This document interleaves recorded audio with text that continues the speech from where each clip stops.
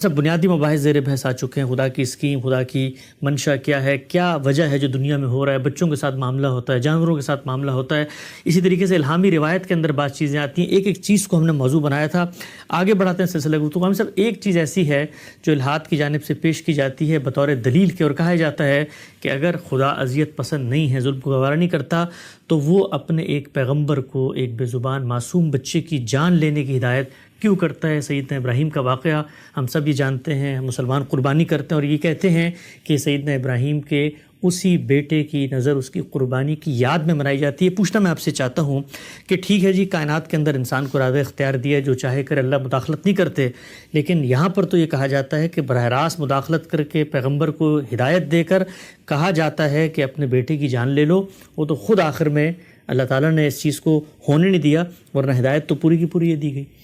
اس میں اذیت کا کیا پہلو ہے؟ یہ کارخانہ موت و حیاتی کے اصول پر بنا ہے. یہاں زندگی بھی روز وجود پذیر ہوتی ہے اور موت بھی ہر لحظے آتی ہے. اس وقت بھی جب ہم بیٹھے ہوئے ہیں یا گفتگو کر رہے ہیں، اگر آپ اعداد و شمار جمع کریں تو ہزاروں کی تعداد میں لوگ دنیا سے رخصت ہو رہے ہیں. یہ آپ سے آپ رخصت نہیں ہو رہے، اللہ کے حکم پر رخصت ہو رہے ہیں. اس نے موت و حیات کا یہ کارخانہ بنایا ہے. وہی زندگی دیتا ہے، وہی موت دیتا ہے. وہ اپنے فرشتوں کو بھیجتا ہے اور یہ کہتا ہے کہ فلاں شخص کی جان قبض کر لو. وہ بچوں کو بھی لے جاتا ہے، وہ بڑوں کو بھی لے جاتا ہے، وہ لڑکپن میں لوگوں کو لے جاتا ہے، وہ عین عالم شباب میں لے جاتا ہے. اس میں اذیت پسندی کا کیا سوال ہوا؟ زیادہ سے زیادہ جو بات کہی جا سکتی ہے وہ یہ ہے کہ اللہ تعالیٰ نے ابراہیم علیہ السلام کو اس کا حکم دیا کہ باپ کی حیثیت سے وہ یہ ذمہ داری لے. ہم یہ بھی جانتے ہیں کہ اس دنیا میں موت کا باعث ہمیشہ اللہ کی مخلوقات بنتی ہیں. یعنی اگر کوئی بیماری آتی ہے، کوئی تکلیف آتی ہے، تو اس میں بھی بیماری کا باعث بننے والی چیز کو اللہ کا اذن بھی ملتا ہے اور اللہ کا حکم بھی ملتا ہے. اسی طرح کا معاملہ جمادات، نباتات سب کے لیے. اگر کوئی درخت بھی مجھ پر گر پڑتا ہے تو اللہ کے حکم کے بغیر تو نہیں گرتا، اس لیے کہ موت کا وقت اسی کا مقرر کردہ ہے. ٹھیک. اللہ تعالیٰ لوگوں کو حکم دیتا ہے کہ یہاں اگر فساد پیدا ہو گیا ہے، کوئی خرابی درائی ہے، تو قاضی بیٹھے اور بیٹھ کر موت کے فیصلے کرے. ہم یہ جانتے ہیں کہ بارہا موت ہی کے فیصلے انسانوں کے ذریعے سے نافذ ہوتے ہیں. اس اخلاقی اصول پر نافذ ہوتے ہیں کہ اس انسان نے یا انسانوں کی اس جماعت نے یا انسانوں کے اس گروہ نے زندہ رہنے کا حق کھو دیا ہے. کیوں؟ اس نے فساد برپا کر دی ہے. یہ لوگوں کی جان، مال، آبرو کے لیے خطرہ بن گیا ہے. وہاں کیا ہوتا ہے؟ جہاد کرنے والے، جنگ کرنے والے انسانی جانی کے خلاف اقدام کرتے ہیں. ٹھیک. اگر وہ ظلم و عدوان کو پیش نظر رکھ کر جنگ کر رہے ہیں اور ظلم و عدوان کا استحصال کرنا چاہتے ہیں تو وہ بھی حکم الہی ہے. اور اگر کسی موقع پر کسی مجرم کو سزا دینے کے لیے قاضی اس کی موت کا پروانہ جاری کرتا ہے تو وہ بھی حکم الہی ہے. ٹھیک. تو اللہ تعالیٰ کے حکم پر موت آ رہی ہے، اور وہ انسانوں کے ہاتھ سے بھی آ رہی ہے، وہ نباتات، جمادات کے ہاتھ سے بھی آ رہی ہے، حادثات بھی انسانی کرتے وہ ہیں، فرشتوں کے ہاتھ سے بھی آ رہی ہے. یہ تو اللہ تعالیٰ کا وہ قانون ہے جو یہاں جاری ہے. اس کے خلاف احتجاج کرنا ہے تو پھر موت کے خلاف احتجاج کرنا چاہیے. اس پر اعتراض کرنا ہے تو موت کے خلاف اعتراض کرنا چاہیے. تو میرے نزدیک اس اعتراض کی کوئی حقیقت نہیں ہے.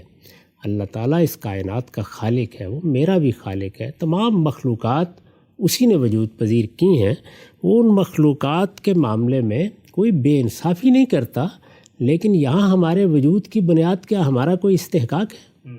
یہ زمین اس کی، آسمان اس کے، علم اس کا، اقتدار اس کا، حسن اس کا، مال اس کا، اولاد اس کی، سب کچھ بغیر کسی استحقاق کے اور بے مزد دیا گیا ہے. اس کو وہ جب چاہے واپس لے لے، اپنی زمین ہم سے خالی کرا لے. ہمیں اگر اس نے اولاد دی ہے تو جب چاہے اپنی امانت واپس لے جائے. ان میں سے کسی چیز پر بھی اگر آپ غور کریں تو کوئی اعتراض واقع نہیں ہوتا. تاہم اس واقعے کو جس طریقے سے بیان کیا جاتا ہے اس کی حقیقت میں آپ کو بتا دیتا ہوں، وہ اس طرح نہیں ہوا. اچھا. ہم نے قرآن مجید میں یہ واقعہ پڑھا ہے. ہمیں معلوم ہے کہ وہاں اللہ تعالیٰ نے کوئی براہ راست حکم نہیں دیا۔ ہم یہ جانتے ہیں کہ ابراہیم اللہ کے پیغمبر تھے، پیغمبر کی حیثیت سے ان کو وحی کی جاتی ہے، ہم یہ جانتے ہیں، اور قرآن مجید نے اس کو بطور اصول بیان کیا ہے کہ اللہ تعالیٰ جب اپنے کسی بندے کو مخاطبت کے لیے منتخب کر لیتے ہیں تو 3 طریقوں سے بات کرتے ہیں، یعنی پردے کے پیچھے سے آواز آتی ہے، وہ اس کو کوئی حکم دیتے ہیں، کوئی ہدایت پہنچاتے ہیں، اسی طرح اپنا فرشتہ بھیج دیتے ہیں، وہ اس کے دل میں کوئی بات ڈال دیتا ہے، یا اللہ تعالیٰ براہ راست ڈال دیتے ہیں۔ یہ تینوں صورتیں سورہ شورى کے آخر میں بیان ہو گئی ہیں۔ اللہ تعالیٰ اپنے پیغمبر کو ان میں سے جو صورت بھی اختیار کرتے اس کے تحت کوئی حکم دے دیتے، اس طرح کا معاملہ ہوا ہی نہیں ہے۔ اللہ تعالیٰ نے اس کے لیے جو طریقہ اختیار کیا وہ یہ تھا کہ ایک رویا دکھایا، ایک خواب دکھایا۔ اس میں کوئی شبہ نہیں کہ پیغمبر کے خواب صحیح ہوتے ہیں، پیغمبر کے خواب برحق ہوتے ہیں، پیغمبر کے خوابوں کے بارے میں ہم جانتے ہیں کہ وہ رویا صادقہ ہوتے ہیں۔ ان میں جو کچھ بھی دکھایا جاتا ہے اس میں نہ شیطان کی دراندازی کا کوئی سوال ہوتا ہے اور نہ نفس کی دراندازی کا کوئی سوال ہوتا ہے، لیکن خواب میں جو چیز بھی دکھائی جاتی ہے وہ محتاج تعبیر ہوتی ہے۔ ہمیں معلوم ہے کہ سیدنا یوسف کو کیا خواب دکھایا گیا تھا اور اس کی تعبیر کیا تھی۔ رسالت مآب صلی اللہ علیہ وسلم کے بارے میں یہ بیان کیا گیا ہے کہ نبوت سے پہلے آپ کو رویا صادقہ دکھائے جاتے تھے، اور کافی عرصہ یہ صورت رہی، یعنی کئی مہینے جتنے خواب بھی آتے تھے سچے خواب ہوتے تھے۔ ٹھیک، ان خوابوں کی نوعیت بھی وہی تھی۔ اس وقت بھی ہمارے ہاں حدیث کی کتابوں میں جو خواب منقول ہیں ان کی ایک فہرست ترتیب دے لیجئے اور ان پر ایک نظر ڈالیے، ان سب میں خود رسالت مآب صلی اللہ علیہ وسلم نے اپنے خوابوں کی تعبیر کی ہے، یہ بتایا ہے۔ تو پیغمبر کا خواب برحق ہوتا ہے، لیکن یہ ضروری نہیں کہ جو کچھ دکھایا جائے وہ عین اسی طرح ہوتا ہے، نہیں، اس کی تعبیر بھی ہوتی ہے، وہ واقعہ بھی ہو سکتا ہے، اس کی تعبیر بھی ہوتی ہے۔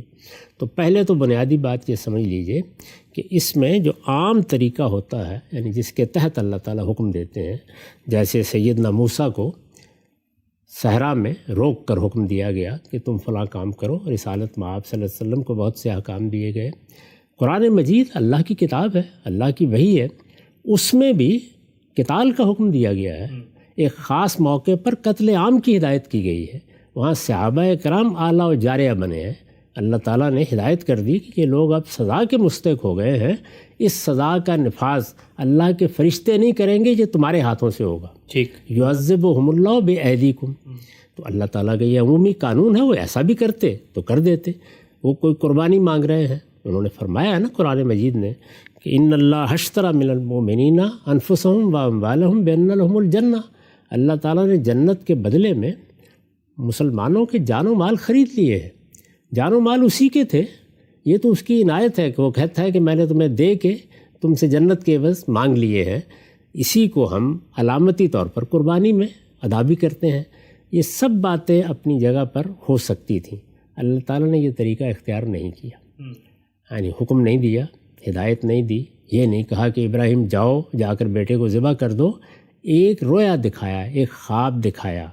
سیدنا ابراہیم نے اس کو خواب ہی کے طریقے پر بیان بھی کیا ہے، یعنی وہ یہ کہتے ہیں کہ انی ارا فی المنام انی اذبحک، جب انہوں نے اپنے بیٹے سے مشورہ کیا ہے تو اس موقع پر اسی طرح بیان کیا، یہ نہیں کہا کہ مجھے اللہ نے حکم دے دیا ہے یا میری طرف وحی آئی ہے یا مجھ سے یہ مطالبہ کیا گیا ہے یا اللہ تعالیٰ کا یہ تقاضا کسی فرشتے نے مجھ تک پہنچایا ہے، کوئی ایسی بات نہیں کی، انہوں نے اپنا رویا سنایا ہے۔ میں عرض کر چکا کہ رویا کے بارے میں ہم سب جانتے ہیں کہ رویا میں تعبیر ہو سکتی ہے، چنانچہ میرے نزدیک اس کی ایک تعبیر تھی۔ یہ تعبیر ایسا نہیں ہے کہ اب محض قیاس رہ گئی ہے، بلکہ بیان ہی وہی ہوا، بعد میں جو یعنی بعد میں جو کچھ ہوا اس سے واضح ہو گیا کہ اس رویا کی ایک تعبیر تھی، مطالبہ کچھ اور تھا، یعنی مطالبہ کچھ اور تھا۔ اس کے لیے اللہ تعالیٰ نے ایک تمثیل کا طریقہ اختیار کیا۔ خواب کی تعبیر کیوں کرنی پڑتی ہے؟ اس میں حقائق تمثیل کے انداز میں دکھائے جاتے ہیں۔ قرآن مجید نے خوابوں کی اس حقیقت کو بڑی خوبی کے ساتھ سورہ یوسف میں واضح کر دیا ہے۔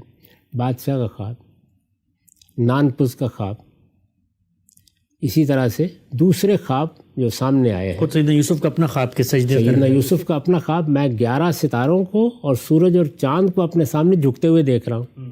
ظاہر ہے کہ یہاں پر حقیقت کچھ اور ہے، لیکن اس کو اس تمثیل کے انداز میں دکھایا گیا ہے۔ رسالت مآب صلی اللہ علیہ وسلم کے خوابوں کو بھی اگر آپ دیکھیں تو ان میں سے 90% سے زیادہ خواب اسی طرح تمثیلات کی صورت میں ہیں۔ تمثیلات کی صورت میں جب خواب دکھائے جاتے ہیں تو وہ سچے خواب ہوتے ہیں، لیکن تعبیر کے محتاج ہوتے ہیں، یعنی ان کی تعبیر کی جاتی ہے۔ ہم یہ جانتے ہیں کہ اللہ تعالیٰ نے سیدنا ابراہیم علیہ السلام کے ذریعے سے اپنے گھر کی دوبارہ تعمیر کرائی ہے۔ دنیا میں اللہ تعالیٰ کا جو پہلا معبد بنایا گیا وہ بیت اللہ ہے، جس کو ہم مسجد حرام بھی کہتے ہیں۔ اس وقت بھی دنیا بھر میں اللہ کی توحید کا وہی مرکز ہے، وہ سرزمین عرب میں ہے۔ اس کی بنا کس نے رکھی؟ سیدنا ابراہیم علیہ السلام نے، یعنی اس کی جو تعمیر نو ہوئی ہے، جس کے بعد دنیا کے لوگوں کو اس کا حج کرنے آنے کی دعوت دی گئی، ابراہیم علیہ السلام نے وہ دعوت دی ہے۔ وہ دعوت بھی قرآن میں نقل ہوئی ہے۔ جب کبھی کوئی معبد بنتا ہے تو اس معبد کی اب کسی نے نگرانی کرنی ہے، کسی نے اس کے معاملات کو دیکھنا ہے، کسی نے اس کا نظم سنبھالنا ہے۔ معبد اپنی ذات میں ایک پوری ریاست ہوتی ہے، لوگوں کو آنا ہے، پھر یہ کہ اس کی عبادات کے مراسم ہیں، ان کی نگرانی ہے۔ اس طرح کی سب چیزوں کو ہم لفظ تولیت سے ادا کرتے ہیں۔ جب یہ معبد بن گیا اور جس وقت بنایا گیا تو ہم یہ جانتے ہیں کہ اس وقت سیدنا ابراہیم تو وہاں آباد نہیں تھے جی، تو یہ ضروری تھا کہ اب اس کی تولیت کسی کے سپرد کی جائے۔ ذمہ داری ہے نہیں۔ اللہ تعالیٰ نے فیصلہ کیا کہ وہ ابراہیم کے صاحبزادے، ابراہیم کے بیٹے اسماعیل کو اللہ تعالیٰ نے فرمایا کہ میں مانگ لوں گا اسی مقصد کے لیے کہ اب یہ گھر بن گیا ہے، ابراہیم نے گھر کی تعمیر کر دی ہے، اسماعیل بھی ان کے ساتھ ہیں اور دونوں نے مل کر اس گھر کی تعمیر کی ہے۔ اب یہ تعمیر ہو گئی، یہ مسجد بن گئی، اس کے مناسک ان کو دکھا دیے گئے، دنیا بھر میں یہ منادی کرا دی گئی کہ اب لوگوں آؤ اور وہ سب سے بڑی عبادت انجام دو جو اپنی ذات میں نظر کی تمثیل ہے، یعنی اللہ تعالیٰ کی نظر کرنے کے لیے اپنا جان اپنا مال ہم حج کرتے ہیں۔ اس کو بھی ایک تمثیل میں بدل دیا گیا۔ وہاں پر بھی دیکھیے کہ حقائق اور ہیں اور ان کی تمثیل بالکل اور نوعیت کی ہے۔ گویا یوں سمجھ لیجئے کہ شاعر مقرر کر دیا گیا ہے۔ شاعر کے معنی یہی ہوتے ہیں کہ کسی چیز کو یا کسی حقیقت کو ایک تمثیل میں ایک ایسی تعبیر دے دینا کہ جس کو اگر آپ دیکھیں تو وہ ایک اور طرح نظر آئے، یعنی بظاہر تو ایسے ہی کہ 11 ستارے ہیں اور سورج اور چاند ہے، لیکن اس سے مقصود کچھ اور ہو، ٹھیک، اور اس طرح وہ تمثیل حقیقت کی طرف توجہ دلانے کا ذریعہ بنے۔ تو سیدنا ابراہیم علیہ السلام نے جب اس گھر کو بنا دیا، یہ بیت اللہ وجود میں آ گیا، اس کی تعمیر ہو گئی، یہ مسجد حرام کی حیثیت سے دنیا کا محور، دنیا کا مرکز، توحید کا محور، توحید کا مرکز قرار پا دیا گیا۔ تو اب اللہ تعالیٰ نے اس کی تولیت کے معاملے میں یہ چاہا کہ اسماعیل اس کی تولیت کے لیے یہاں آباد کیے جائے۔ وہی ہم جانتے ہیں کہ اس وقت جوان ہو چکے ہیں، وہ اپنے باپ کا ہاتھ بٹا رہے ہیں۔ قرآن مجید نے بتا دیا کہ دونوں نے مل کر اس گھر کی تعمیر کی ہے۔ تو جب گھر کی تعمیر ہو گئی تو یہ اس کی ناگزیر ضرورت تھی، چنانچہ اس مقصد کے لیے اللہ تعالیٰ نے خواب دکھایا، اللہ تعالیٰ نے رویا میں یہ مطالبہ کیا ہے کہ ابراہیم اسماعیل کو میرے گھر کے لیے قربان کر دے، اچھا، وقف کر دیں، گویا وقف کر دے، گھر کی نظر کر دے۔ یہ ہے اصل بات، اصل حقیقت یہ ہے، یعنی جو حکم دیا گیا ہے، مطالبہ کیا گیا ہے، یا اللہ تعالیٰ نے جو بات چاہی ہے وہ یہ ہے، ٹھیک ہے۔ یہی بات میں واضح بھی ہو گئی جب اللہ تعالیٰ نے پھر بعد میں یہ کہا کہ اسماعیل یہ ذمہ داری انجام دیں گے، تو یہ واضح ہو گیا کہ اصل مقصد کیا تھا۔ اس کو سامنے رکھ کر بجائے اس کے کہ یہ بات اس طرح کہی جاتی، اس کو ایک رویا میں دکھایا گیا، اور اسی طرح دکھایا گیا جس طریقے سے اب حج، جس طرح اب قربانی ہمارے لیے نظر کی تمثیل ہے، ٹھیک، تاکہ وہ حقیقت اسی وقت واضح ہو جائے۔ سبحان اللہ، واہ، ظاہر ہے کہ یہ بات کیسے واضح ہوگی کہ یہ ہم قربانی کرتے ہیں، ایک جانور قربان کر دیتے ہیں، یا اسی طریقے سے عمرے کے لیے جاتے ہیں، حج کے لیے جاتے ہیں، یہ پوری عبادت نظر کی تمثیل ہے۔ تو نظر کی اس حقیقت کو واضح کرنے کے لیے اللہ تعالیٰ نے ایک رویا دکھایا، یعنی مقصد تھا خواب کا بہت وہ بڑا، مقصد بھی بہت بڑا ہے۔ سبحان اللہ، اس کے ساتھ ایک دوسری چیز بھی ہے، وہ میں آگے چل کے واضح کروں گا. تو پہلے تو یہ سمجھ لینا چاہیے کہ جو عبادت ہے، یعنی یہ حرم بنایا کس کے لیے گیا ہے؟ نظر کی عبادت کے لیے. اس سے پہلے میں کئی مرتبہ عرض کر چکا کہ نماز اللہ تعالیٰ کی پرستش کو واضح کرتی ہے، روزہ اس کی اطاعت کی علامت ہے، یعنی اللہ تعالیٰ کے ساتھ ہمارے تعلق کا اظہار جن صورتوں میں ہوتا ہے ان میں تین ہی چیزیں ہیں، پرستش ہے، اطاعت ہے، اور اپنا جان و مال اللہ کی نذر کر دینا ہے. تو نماز، پرستش، روزہ اطاعت، اور حج و عمرہ یا قربانی، یہ کیا ہے؟ یہ نظر کی تمثیل ہے. اس گھر کی عبادت بھی اسی چیز کو بننا ہے. تو اس میں سب سے پہلے اس حقیقت کس پر واضح ہونی چاہیے؟ اسی پر واضح ہونی چاہیے جس کو اس گھر کی تولیت کرنی ہے. تو اس کو واضح کرنے کے لیے اللہ تعالیٰ نے یہ خواب دکھایا تاکہ وہ یہ جان لیں کہ اس وقت میں اسماعیل کو مانگ رہا ہوں کہ وہ اپنا سب کچھ نظر کر دے. میرا یہی مطالبہ سب انسانوں سے. جب وقت آئے گا تو ہم مسلمانوں سے یہ مطالبہ کیا گیا ہے کہ جس طرح وہ اللہ کی عبادت کے لیے تیار رہیں، اللہ کا حکم ماننے کے لیے تیار رہیں، اسی طرح اپنا وجود، اپنی جان، اپنا مال اللہ کی نذر کرنے کے لیے تیار رہیں. اس تیاری کی ہدایت کی گئی. تو اس کے لیے عبادت مقرر کی گئی. اس عبادت میں سب سے بڑی چیز کیا؟ قربانی. قربانی بھی کیا ہے؟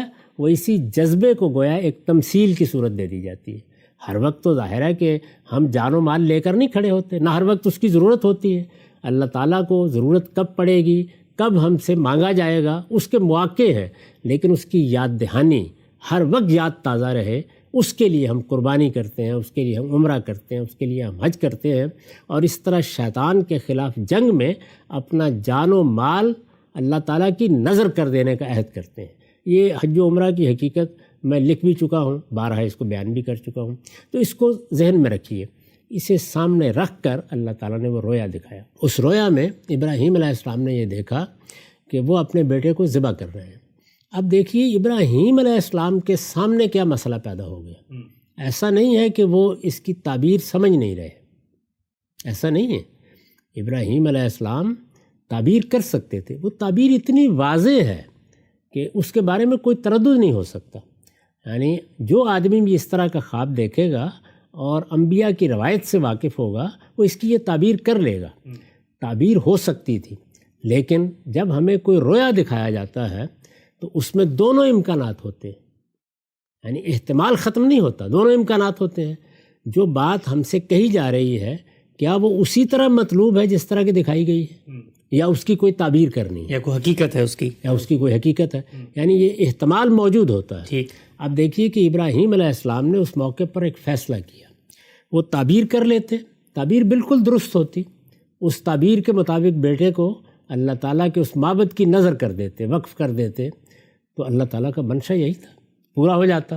لیکن یہ واقعہ ہوتا، ماضی کا حصہ بن جاتا، زیادہ سے زیادہ کہیں تاریخ میں نقل ہو جاتا.